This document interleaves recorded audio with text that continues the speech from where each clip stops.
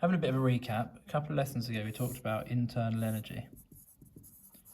And we were talking about, if I've got some ice in the freezer, minus 18 degrees, as I warm it up, as I put energy in, the temperature is going to go up.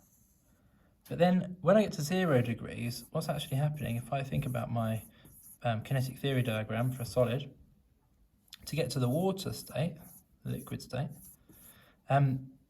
these particles, they've got to come out of their regular lattice into this random formation. They're still close together in the liquid state, but the forces of attraction that hold this lattice together, the particles have to overcome those forces of attraction in order to get to this stage. Now, in a similar way, there's a force of attraction between the pen and the desk, or the pen and the earth, and if I put in some energy, I can overcome that force of attraction. So we need energy to get from here to here. We didn't talk about, though, how much energy. So we need energy to get from here to here, and then once it's in a liquid state, the temperature can then increase again.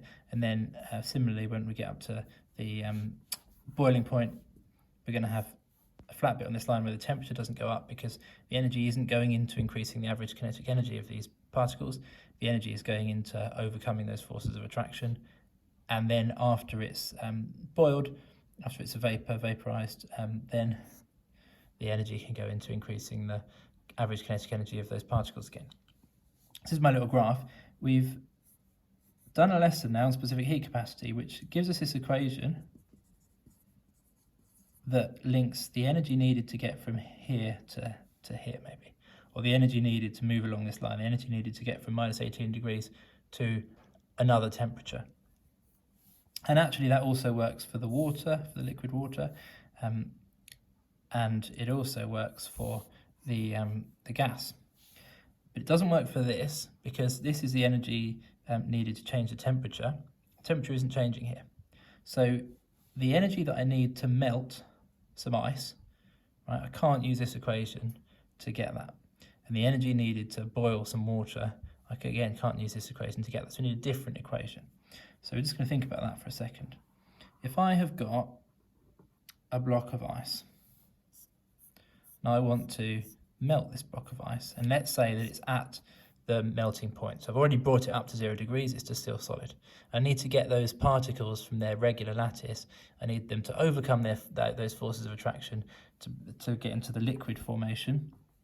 So I'm putting energy in. The more mass that I've got here, the more kind of stuff that I've got, the more energy I'm going to need to put in. So the energy that I need to put in to melt this cube has got to be proportional to the mass.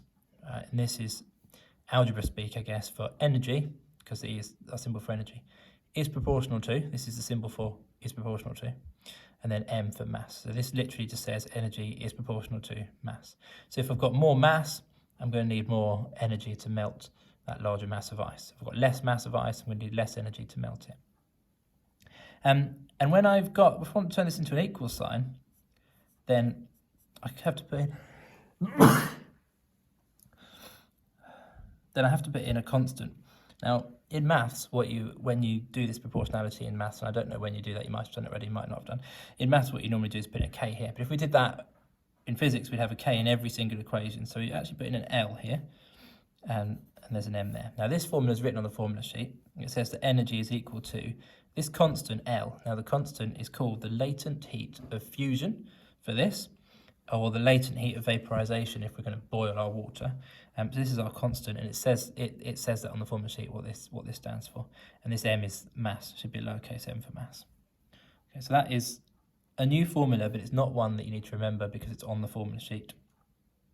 And we can use it to work out the energy needed to melt our substance, or the energy needed to boil our substance, depending on what constant we've got here. If we've got the latent heat of fusion, then that equation is for this. And if we've got the latent heat of vaporization as this L, then that equation is for this. Another thing to say about this then is if we're trying to, maybe we want to calculate the latent heat of fusion for ice, we could work out how much energy we need to put into that ice, measure the energy we put into the ice to melt it, and divide that by the mass of ice that we've got. Because if I rearrange this equation, divide both sides by m, look, and that's what I end up with. And that means that latent heat of fusion is the energy needed per kilogram, or the energy that you need to melt 1 kilogram of ice. So it's based on the kilogram because we've got this divided by mass here. What it also means is that the units of latent heat of fusion are joules per kilogram, or you could write, as we normally do, joules per kilogram. So we've got this new equation. This is for changing the state of a substance. So from a solid to a liquid, or a liquid to a gas, or the other way around. It could be the energy released when we condense a kilogram of steam, or when we condense or when we freeze a kilogram of water, or any liquid really. So we've got this equation, and what we're going to do in this lesson is we're going to practice using this equation. So have a go at the questions on the worksheet, and then mark your answers, please. Thank you.